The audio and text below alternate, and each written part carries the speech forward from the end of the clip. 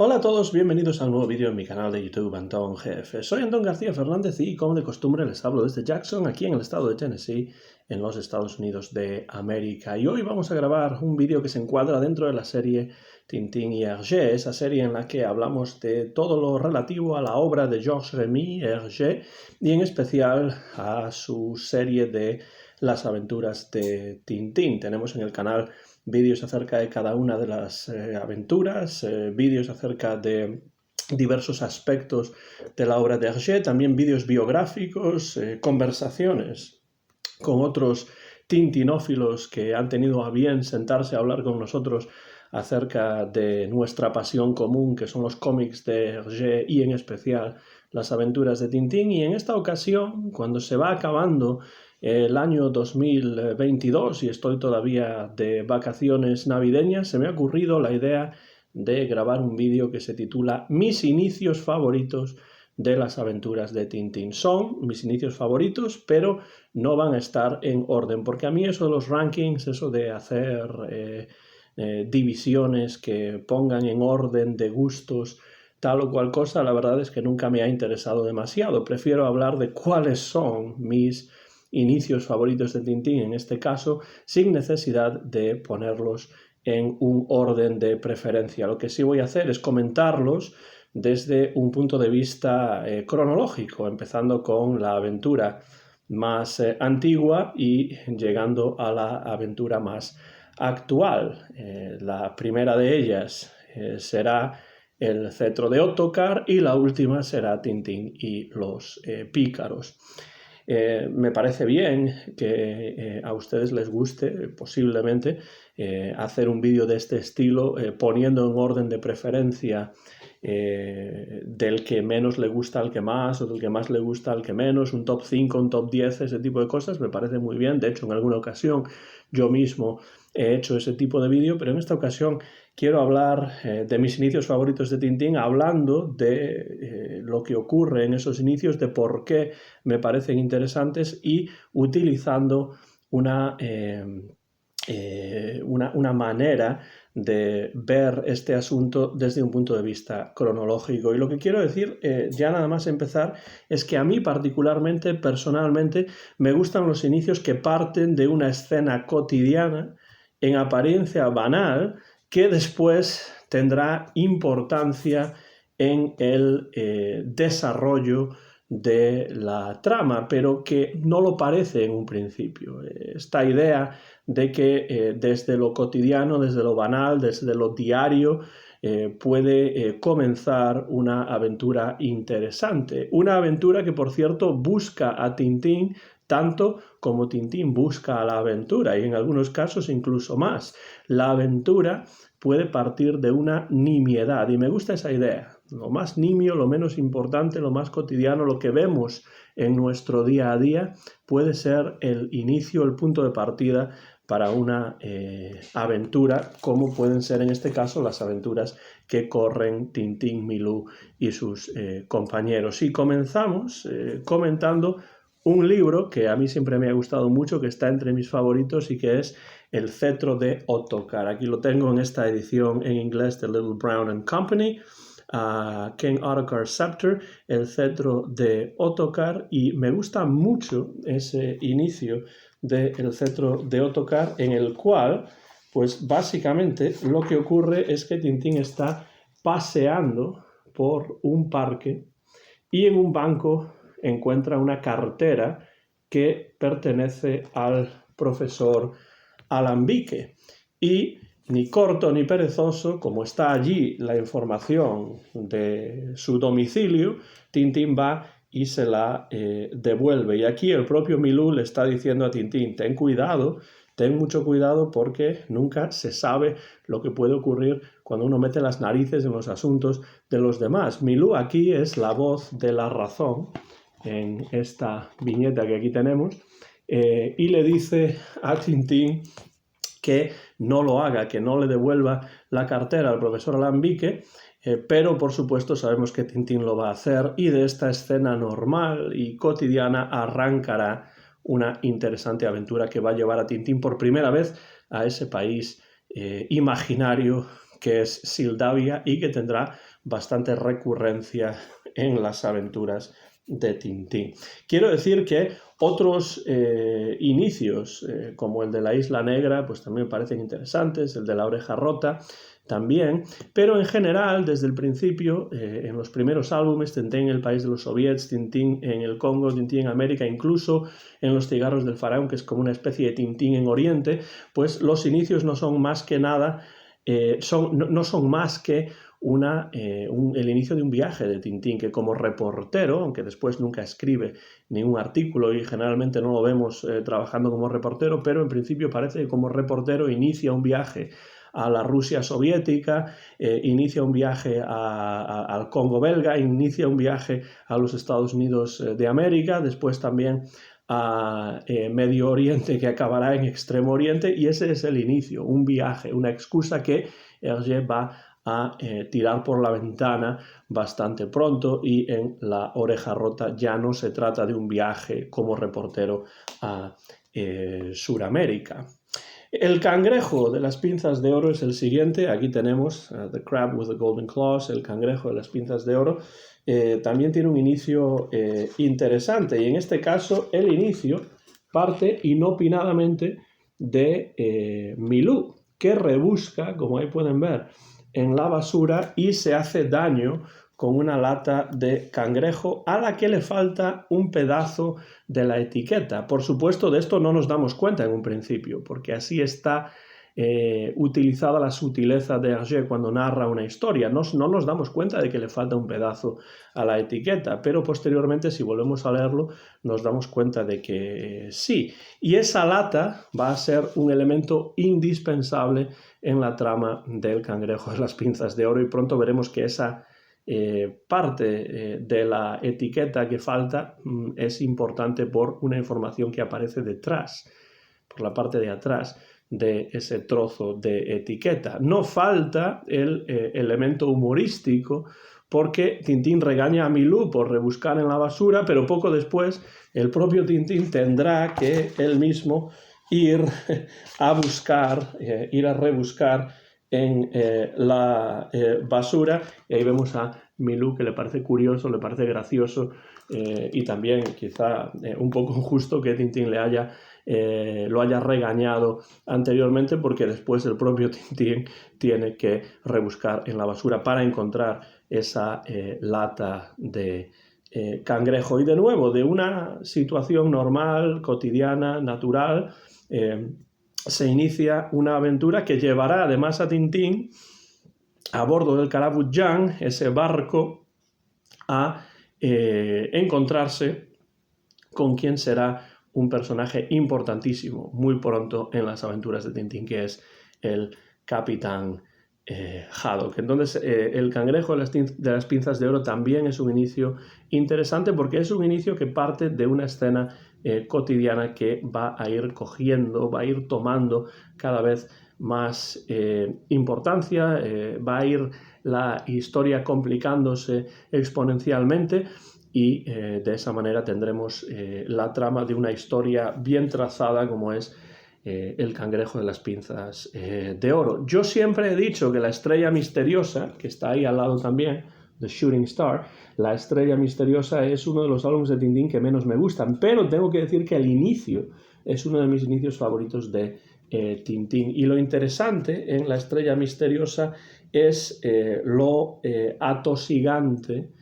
esa atmósfera, ya digo, atosigante, de indeterminación, de inseguridad sobre lo que va a pasar en el futuro, debido a ese meteorito que parece que va a impactar contra la Tierra. Ahí vemos ya esa estrella misteriosa desde el inicio. Vemos que hace mucho calor,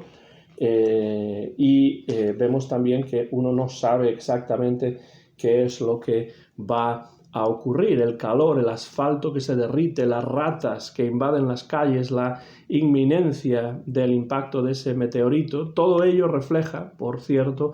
la situación en la que se hallaba el mundo ante la inminencia, la indeterminación y la destrucción de la Segunda Guerra Mundial. Hay un error en los cálculos de los científicos y el impacto realmente no tendrá lugar, ese meteorito no golpeará la Tierra, pese a esa viñeta que aquí aparece muy cinematográfica, de mucho dramatismo, al final de la página 5. Al final no ocurre la catástrofe, pero de ese inicio tenemos una aventura de un viaje al Mar del Norte para intentar encontrar los restos de ese meteorito. Lo que tenemos, teniendo en cuenta que además esto ocurre en la época de la Segunda Guerra Mundial, el inicio de la Segunda Guerra Mundial, pues eso lo refleja Hergé con este inicio apocalíptico, incluso con la imagen de ese profeta Filipulus que viene a hablar del fin del mundo, como suelen hacer muchos profetas religiosos y pseudo religiosos. En todo caso, es un álbum que a mí nunca me ha interesado demasiado desde el punto de vista de la historia, la narración, etcétera, pero sí el inicio me parece uno de los mejores de las aventuras de Tintín. El siguiente, después de La Estrella Misteriosa, en esta época en la que Hergé está intentando alejarse de los temas actuales debido a la ocupación por parte de los nazis en Bélgica, el siguiente álbum, que es más de escapismo, más de aventuras, de aventura más pura al estilo berniano, es El secreto del unicornio, The Secret of the Unicorn, y ese es un inicio que ya prefigura la pura aventura que nos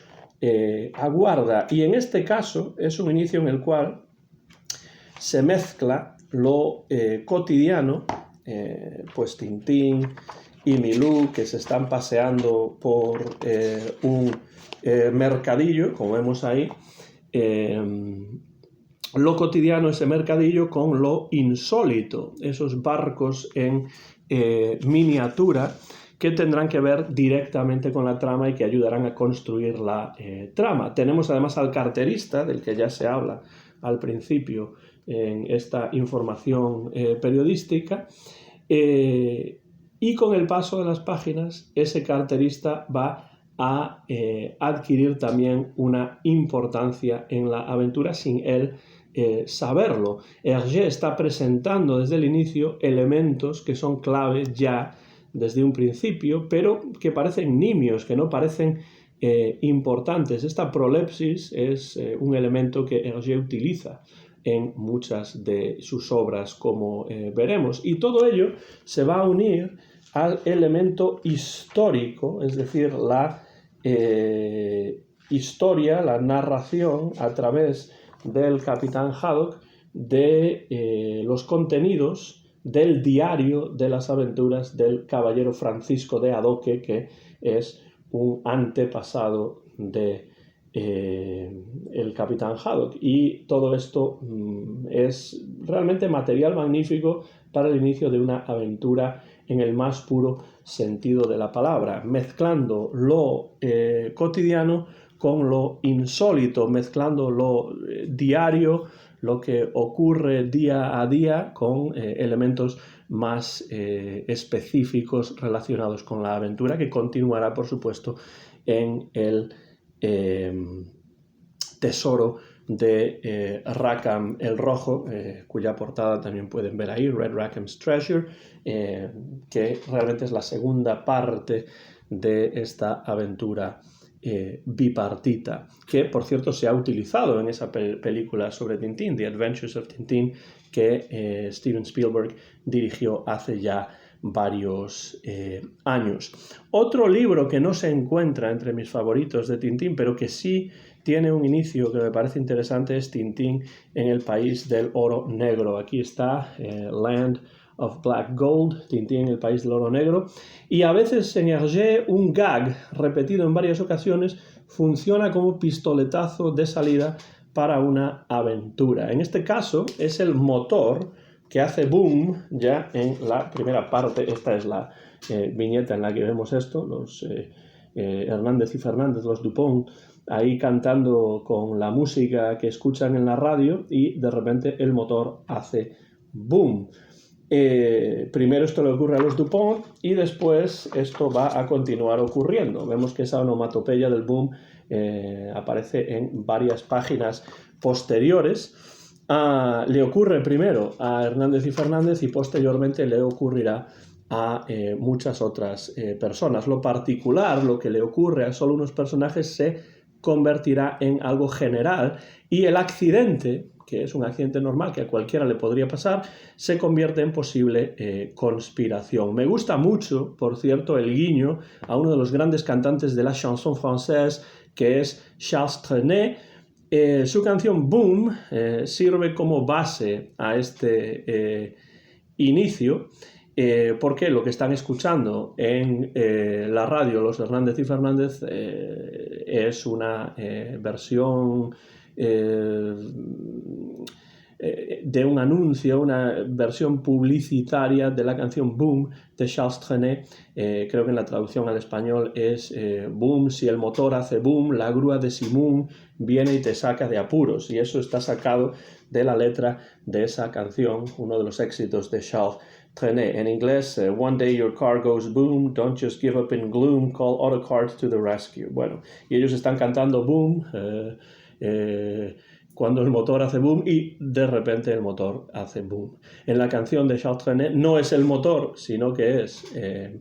el corazón, quand votre cœur fait boom, cuando tu corazón hace boom. Y bueno, pues ese gag repetido da inicio a una historia que, por cierto, es un comienzo que prefigura, en cierto sentido, con todas esas explosiones, el inicio de el asunto Tornasol. Y el asunto Tornasol es precisamente The Calculus Affair, aquí lo tienen en inglés, el siguiente álbum cuyo inicio me parece muy interesante. Se prefigura ese inicio en Tintín, el país del oro negro, y aquí se perfecciona, yo creo, en el asunto Tornasol, que para mí es uno de los mejores inicios. Yo cuando era pequeño y leí por primera vez este libro estaba obsesionado con ese inicio. Me parecía que era un inicio muy efectivo. Otro ejemplo de cómo Hergé es capaz de crear una atmósfera que hace que el lector se sienta incómodo. Esto lo hace en La estrella misteriosa en el inicio, esto lo hace, por ejemplo, en Las 7 bolas de cristal, en esa escena que tiene lugar en la casa del profesor Bergamot, y lo hace desde luego en el inicio del asunto Tornasol. Aquí no es un boom, como en Tintín, el país del oro negro, sino que es una serie de onomatopeyas que remiten a las explosiones. Todas ellas remiten a las explosiones. Vemos que ya empieza con ese brum ahí de la tormenta en la primera página y después tenemos más tenemos brum también y tenemos gling, bling, cling, crack, crack, bang, como ahí ven. Mucha onomatopeya en el inicio de este álbum. Es un inicio muy sonoro, por así decirlo. En las siguientes páginas continúa. Y estas onomatopeyas remiten a las explosiones unidas a cristales que se rompen sin que haya explicación, unidas también al comportamiento extraño de un personaje que en principio es muy predecible, como es el profesor Tornasol, y es un inicio que ya desde el inicio, por valga la redundancia, remite totalmente al thriller, a lo hitchcockiano. Sin duda, Hergé está muy influido por Hitchcock, sobre todo en un álbum como El asunto Tornasol, que nos presenta un misterio poderoso, con mucho suspense, que va a mantenerse hasta el final. Y todo ello se atempera, eso sí, porque Hergé siempre tiene que utilizar el humor. Todo ello se atempera con la aparición de un personaje que aparecerá varias veces más en la saga de Tintín, que es Séraphin Laton, o en inglés o en francés Séraphin Lampion.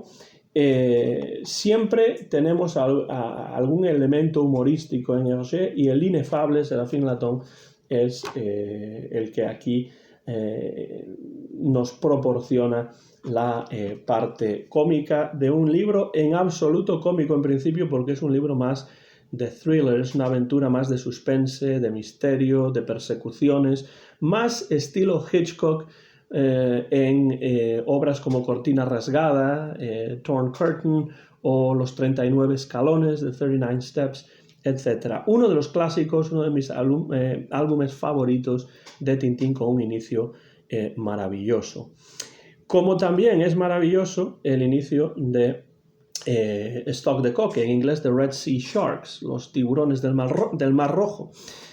Aquí, en el inicio de Stock de Coque, apelamos más bien a la casualidad, o Hergé apela más bien a la casualidad, porque Tintín y Haddock salen del cine,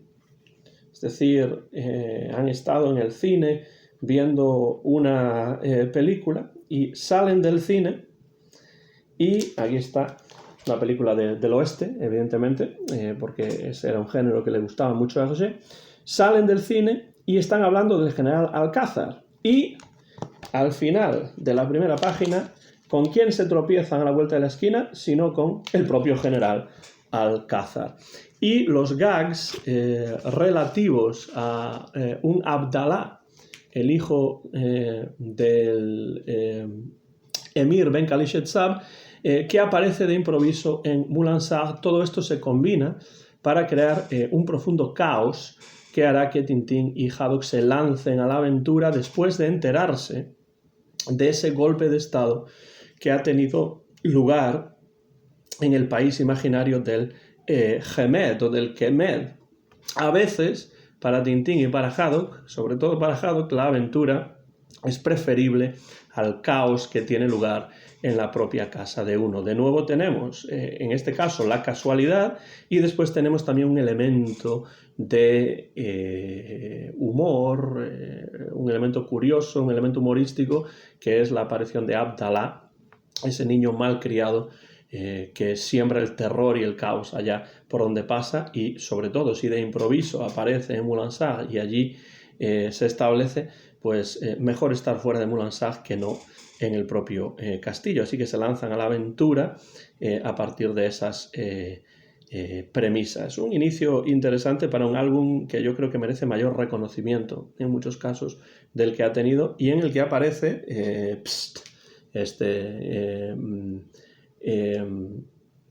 piloto estoniano o estonio en la versión original francesa, Piotr Schutt. El siguiente de estos álbumes es Tintín en el Tíbet. Por supuesto, Tintín en el Tíbet, Tintín en Tibet, ahí, en la versión inglesa, tiene un inicio memorable, marcado, por cierto, por otra palabra que bien podría ser un nombre, o bien podría ser una onomatopeya también, porque de esas dos maneras aparece esa palabra. La palabra es Chang. Chang puede ser un nombre, como efectivamente lo es, pero también puede ser un sonido que hace Tintín, que se ha quedado dormido y que probablemente ha estado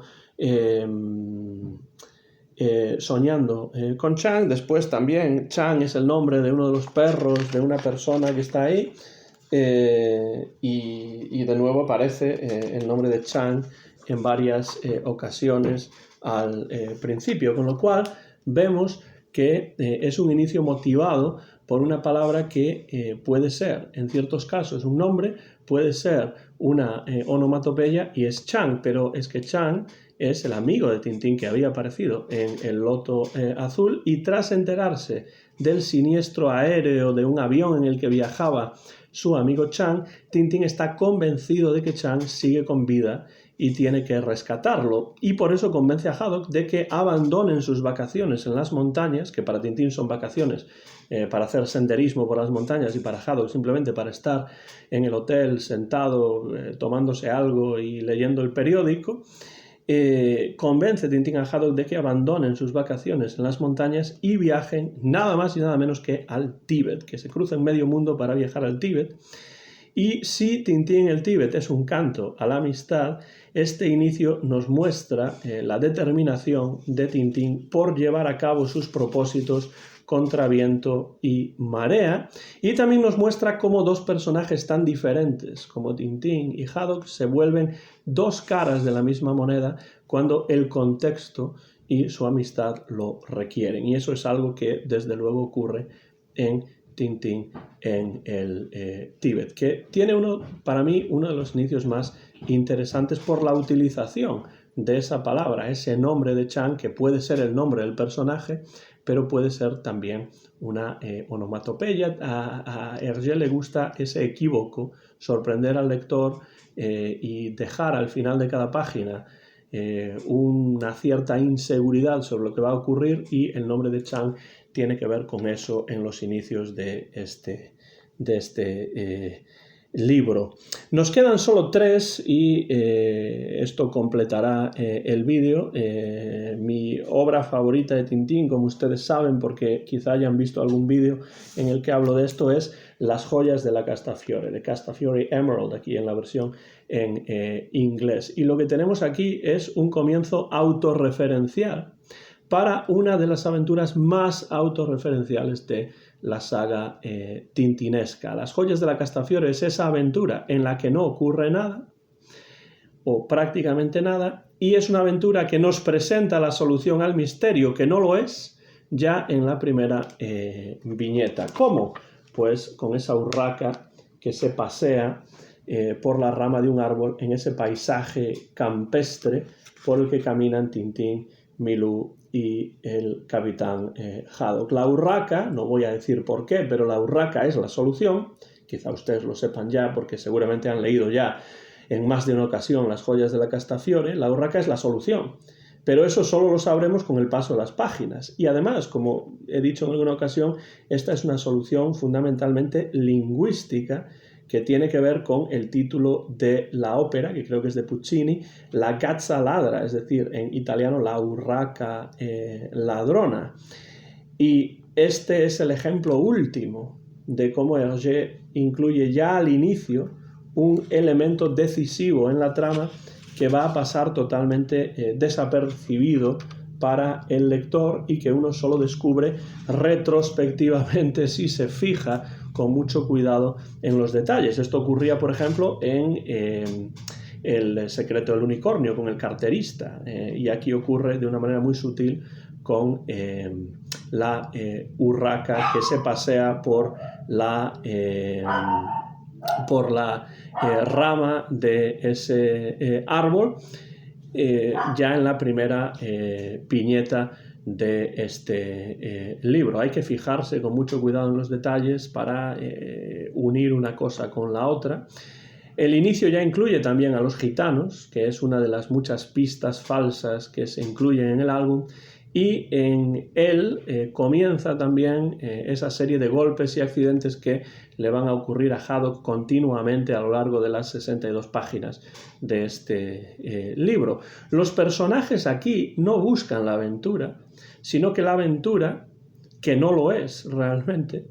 llama a sus puertas en la forma de Bianca Castafiore, el ruiseñor milanés, y esta obra de teatro en viñetas, porque así se podría fácilmente describir esta obra de teatro en viñetas, mezcla ya desde el inicio el humor, a veces un humor muy físico, muy slapstick, como se dice en inglés, muchas caídas, muchos golpes, etc. Sobre todo lo recibe el capitán Haddock. Se mezcla ya desde el inicio el humor y el misterio que, como veremos y como ustedes saben si lo han leído, que creo que sí, es un misterio que al final no lo es tanto. Es un magnífico inicio para una de las mejores obras del cómic del siglo XX, en mi opinión, ya no solamente de Tintín o de Hergé. Y a su lado tienen Vuelo 714 para Sydney. En la versión inglesa le han quitado lo de Sydney, es simplemente Flight 714, Vuelo 714 para Sydney. Uno de los temas de este álbum son las apariencias engañosas, cómo la realidad no siempre es lo que parece y cómo la diferencia entre el bien y el mal no está tan clara como pueda parecer a primera vista. Y esto se subraya ya desde el inicio de esta historia. Ahí vemos a Tintín, Milú, el capitán Haddock llegando a Yakarta. Esto de la diferencia poco clara entre el bien y el mal se puede ver, y de cómo las apariencias no son lo que uno piensa en un principio, se puede ver sobre todo en esa escena tan tierna en la que Haddock, aquí está, en el aeropuerto de Yakarta, ayuda anónimamente a un vagabundo, o eso cree él, piensa que es un vagabundo, que acabará siendo nada más y nada menos que el multimillonario de la aviación y de la sanicola, Laszlo Carreidas. En este inicio, nada es lo que parece, ni Carreidas, ni la invitación de Carreidas, ni las personas que rodean a Carreidas en ese vuelo hacia Sydney, que acabará llegando a otro lugar. Nada es lo que parece, y Tintín, Milú, Tornasol y Haddock se ven impelidos hacia la aventura casi a su pesar, porque podrían haber seguido con su vuelo, pero al aceptar la invitación de Carreidas para viajar a Sydney con él en un avión privado, pues se ven envueltos en la aventura casi a su pesar, en una atmósfera en la que además el suspense se construye precisamente porque las apariencias pueden engañar a nuestros sentidos con facilidad. Ese vuelo 714 para Sydney no lo toman, sino que van en el vuelo del avión privado de Carreidas y llegarán a un lugar diferente y se va a encontrar allí a un personaje del que Hergé se va a mofar continuamente a lo largo de estas páginas. Y la diferencia entre el bien y el mal, las apariencias, lo que es bueno y quizá no sea tan bueno, queda claro posteriormente en esa pelea cómica, aunque sería más cómica si no fuese tan seria, teniendo en cuenta que Carreidas y otro personaje que no voy a revelar, pero que ustedes seguramente conocen ya, pelean bajo el efecto del suero de la verdad del Dr. Crossfell por ver quién ha sido el peor de los dos. Uno de ellos un villano, el otro un multimillonario. No está claro quién es más villano de los dos. Un tema interesante que explora aquí en vuelo 714 para Sydney Hergé con maestría. Y para terminar tenemos Tintín y los pícaros, Tintin and the Pícaros. Es un inicio, el de Tintín y los pícaros, en el que la aventura es prefabricada por los intereses políticos amplificados por la prensa. Vemos cómo es un inicio normal. Tintín llega en moto al castillo de Moulin-Sarr, pero se encuentra con informaciones que la prensa está diseminando acerca de la detención de Bianca Castafiore en la República de San Teodoros y después las acusaciones del general Tapioca o de su régimen contra Tintín y el capitán Haddock, todas ellas, como vemos ahí, conspiración de la Castafiore, como vemos ahí, amplificadas todas estas informaciones y todas estas y todas estas acusaciones por la acción de la prensa. La llamada de la aventura se presenta en el castillo de Moulin-Sarr sin que los personajes la busquen. Esto es una constante en las aventuras de Tintín, pero específicamente en los últimos álbumes de la serie. La aventura se presenta ante los personajes sin que los personajes la busquen activamente. Hergé estaba en estos momentos jugando, en los años ya 70, jugando abiertamente con las expectativas de los lectores, con las actitudes de sus personajes, porque no es Tintín en Tintín y los pícaros, sino el capitán Haddock el que responde aquí activamente a la llamada de la aventura. Tintín, de hecho, en un principio no quiere tener nada que ver con todo ello, con las provocaciones de dictadorzuelo de carnaval, que es el general Tapioca, que por fin aparece de cuerpo presente y no solamente mencionado en las viñetas de esta aventura, y se produce, por tanto, una inversión. Es el capitán Haddock quien toma la iniciativa con Tornasol y acabará por arrastrar a la aventura a un Tintín muy reticente, que parece que sepa. Esto era imposible saberlo y además Hergé trató de crear una nueva aventura que sería la aventura final y la aventura inacabada de Tintín el Arte Alfa, pero parece que Tintín en las páginas de Tintín y los pícaros ya sepa que esta va a ser su última aventura, por lo menos su última aventura completa, y parte días después hacia el país suramericano ficticio de San Teodoros, impelido más que nada por la amistad que le une al capitán y al profesor. Si el capitán Haddock siguió a Tintín al Tíbet, básicamente por amistad, para que Tintín tuviese a alguien con quien buscar denodadamente a su amigo Chang, ahora Tintín, impelido por su amistad con el capitán Haddock, viaja, aunque no con él, unos días después, pero viaja a San Teodores a sabiendas de que todo esto es un complot, pero para ayudar a su amigo y también a su amiga Bianca Castafiore a salir del atolladero en el que están metidos en esa dictadura de San Teodoros dirigida por el general Tapioca. Esos son los que he comentado, mis inicios favoritos de las aventuras de Tintín. Otros inicios también me parecen interesantes, pero específicamente estos que he comentado son los que más me gustan. No en orden de preferencia, ni mucho menos, sino en orden cronológico. Y mi intención con este vídeo ha sido explicar por qué estos inicios me parecen interesantes particularmente. No sé cuáles son los inicios que a ustedes más les gustan, así que si quieren hacerlo, si lo desean, dejen comentarios por la parte de abajo de este vídeo y díganme cuáles son los inicios de las aventuras de Tintín que a ustedes más les gustan y por qué. Pueden hacerlo en orden de preferencia, en orden cronológico, en cualquier orden que les parezca y por supuesto podremos entrar en una conversación acerca de ese tema. ¿Cuáles y por qué son los inicios de las aventuras de Tintín que a ustedes más les gustan? Dejo ahí en el aire esa pregunta y espero que tengan tiempo y quieran responderla. Soy Antón García Fernández y me despido ya desde Jackson, en el estado de Tennessee, aquí en los Estados Unidos de América, donde he grabado hacia finales del mes de diciembre del año 2022 este vídeo que muy pronto van a poder ver en mi canal de YouTube Antón GF. Mío es el copyright de este vídeo, grabado, como digo, a finales del año 2022 dentro de la serie Tintín y Hergé. Como siempre, muchas gracias por su atención, gracias por cualquier comentario que puedan dejar por la parte de abajo de este vídeo y hasta la próxima ocasión en mi canal de YouTube Antón GF. Gracias y hasta pronto.